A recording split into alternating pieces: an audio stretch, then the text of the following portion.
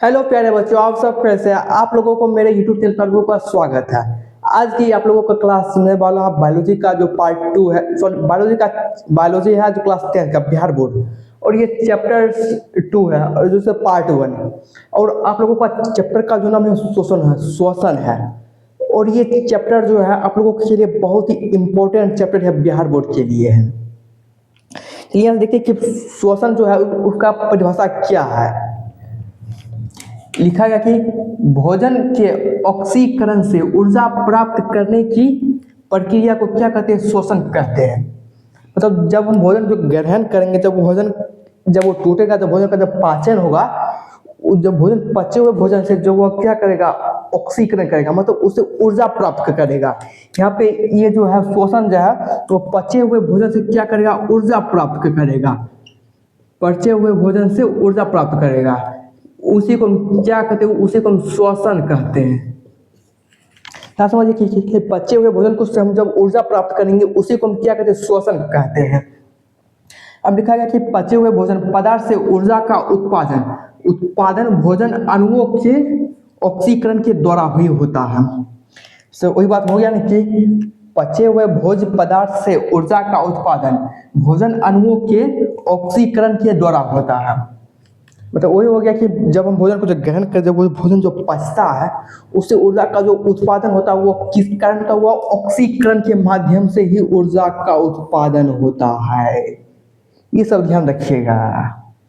बाकी श्वसन की आवश्यकता क्या कि शरीर के सभी क्रिया के लिए ऊर्जा आवश्यक है। सही बात है कि श्वसन से ही क्या उत्पादन होती है? ऊर्जा। अब हम ऊर्जा, अगर देखो हमारे अंदर ऊर्जा है तो अभी तभी तो हम बोर्ड पे लिख रहे हैं, पढ़ा रहे हैं, बोल रहे हैं। या आप इससे कि कुछ भी काम को करने के लिए क्या आवश्यकता है? ऊर्जा। जिस तरह गाड़ी को चलने के लिए पेट्रोल की आवश्यकता पड़ती है, साइकिल को चलाने के लिए पाँव की आवश्यकता पड़ती है, और जो पाँव जब दबाते हैं तो क्या लगता है? वहाँ पे ऊर्जा लगता है। हमारे शरीर में ऊर्जा है तभी तो हम कोई भी चीज़ को कार्य को कर पाते हैं।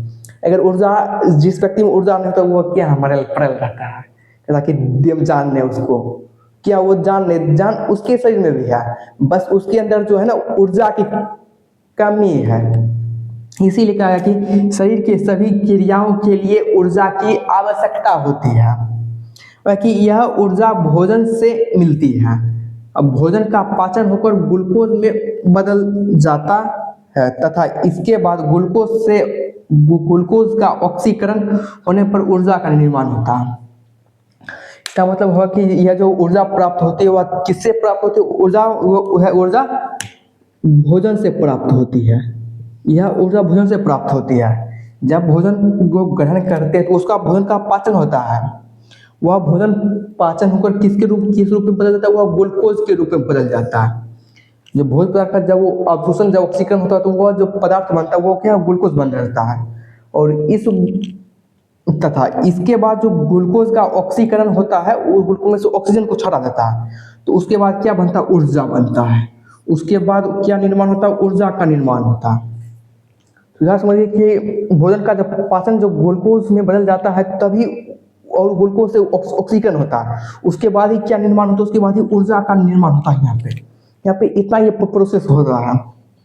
बाकी नोट पॉइंट में लिखते जाइए सभी कि ऊर्जा निर्माण के बाद ऊर्जा एटीपी में संग्रहित हो जाता है। जब भोजन से ऑक्सीकरण के बाद जब ऊर्जा जो बनता है वह ऊर्जा कहाँ पे संग्रहित होता है? संग्रहित मतलब कि कहाँ पे वो इकट्ठा होता, जमा होता या रहता है? वह जो रहता है वह किसमें रहता है? वह एटीपी में रहता है। वह जो ऊर्जा जब बनता है वह ऊर्जा किसमें संग्रहित होता है? वह ऊर्जा एटीपी में संग्रहित हो जाता है। एटीपी को ही कोशिका ऊर्जा का संग्रह भी कहता है, सॉरी मतलब ऊर्जा का संग्रह भी कहा जाता है। एटीपी को ही हम क्या कहते हैं? ऊर्जा का संग्रह कहता है, या कोशिका घर भी कहता है। किसे? कोशिका ऊर्जा का घर, ऊर्जा कोशिका घर, तो कुछ भी कहते हैं उसको, क्या कहते हैं? उसको एटीपी को ही कहते हैं।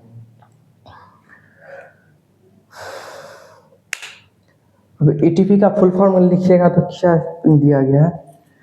एडिनोसाइन ट्राइफॉस्फेट होता है एटीपी का full form. ADNI AD sorry ADN ENOSI adenosine TRIPHOS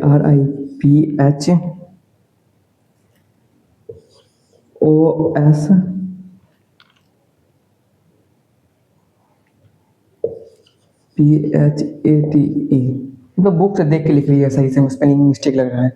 तो ATP का जो फुल फॉर्म हो गया वह एडिनोसाइन ट्राइफॉस्फेट होता है, ATP का पूरा नाम है।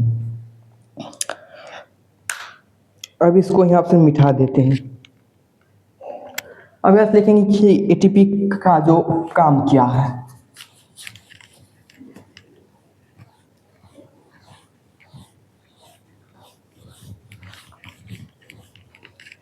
तब तक वीडियो को आप सब लाइक कमेंट शेयर जरूर करिएगा। आप लोगों को ये वीडियो डेली शाम 7 बजे उपलब्ध यूट्यूब पे मिल जाएगा, डेली आप लोगों को।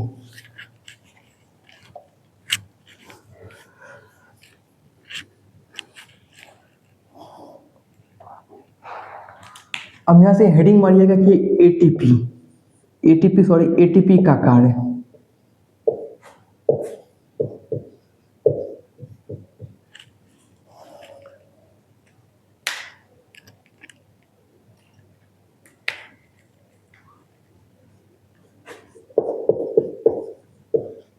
यह जो है कोशिका ऊर्जा का संग्रह भी करता है।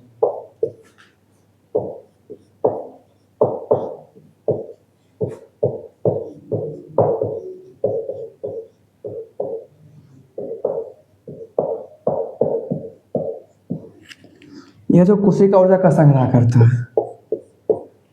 अब दूसरा हो गया कि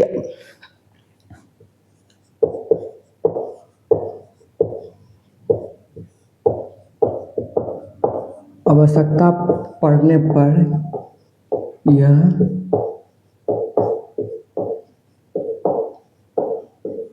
ऊर्जा आपूर्ति भी करता है।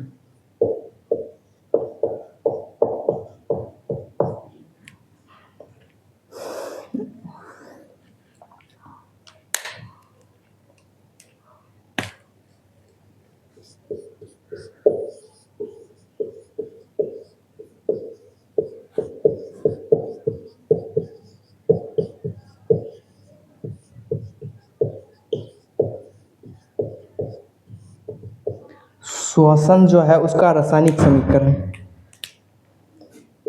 कार्बन 6 गो है, हाइड्रोजन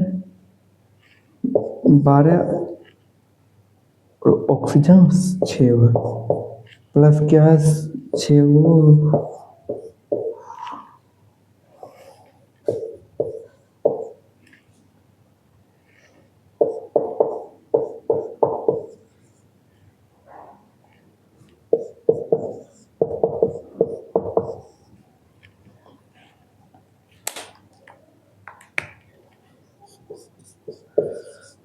पहले आप लोगों को पूरा टॉपिक लिखा है, उसके बाद सब लोग को समझा देंगे। तब तक आप सब वीडियो को जरूर लाइक कमेंट शेयर और एक सब्सक्राइब आप सब जरूर कर दीजिएगा। आप लोगों के लिए इतना मेहनत करते हैं, आप एक सब्सक्राइब भी नहीं करते हैं। श्वसन जो है श्वसन 2 प्रकार के होते हैं।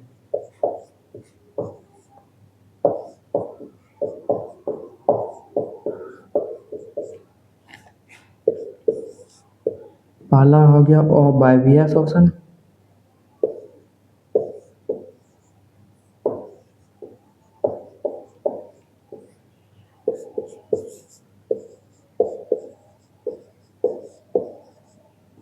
दूसरा वायवीय श्वसन। यहाँ से क्या लिखा कि ATP का कार्य है, लिखा कि यह कोशिका को ऊर्जा का संग्रह भी करता है। जो ATP है जब वो जो कोशिका में से जो भोजन जो भोज्य पदार्थ जो पचे हुए जो ग्लूकोज का विखंडन होता है उसमें क्या निर्माण होता है, ऊर्जा निर्माण होता है। और उस ऊर्जा का संग्रह कौन करता है, ATP का करता है। देखिए आवश्यकता पड़ने पर यह ऊर्जा का आपूर्ति भी करता है। कहीं पे कोशिका पे अब आप मान लीजिए आप जब व्यायाम करते हैं तो उसमें क्या पड़ती है, ऑक्सीजन की कमी हो जाती है हमेशा हमारे शरीर में। तो उस स्थिति में ऑक्सीजन को आपूर्ति कौन करता है, ATP ही करता है। आवश्यकता पड़ने पर ऑक्सीजन को क्या करेगा, जो ऊर्जा को कुछ ऊर्जा जाने देगा, कुछ ऊर्जा अपने पास रख लेगा। अब है कि शोषण का रासायनिक समीकरण। इसमें कार्बन 6 है और हाइड्रोजन 12 है और ऑक्सीजन 6 है। ये कहीं पर लिखे कैसे है, ग्लूकोज का सूत्र क्या है, ग्लूकोज का सूत्र, यह सूत्र किसका, ग्लूकोज का है, C6H12O6 है ना, सॉरी,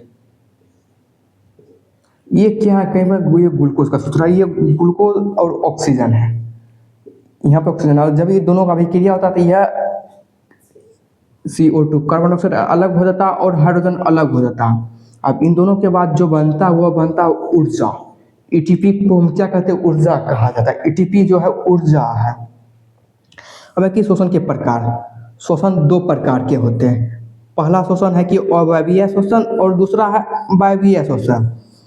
अवायवीय शोषण हो गया कि अवायवीय शोषण में जो शोषण जो होगा वह जो है ऑक्सीजन की अनुपस्थिति होगा, वहाँ पर ऑक्सीजन उपलब्ध नहीं होगा।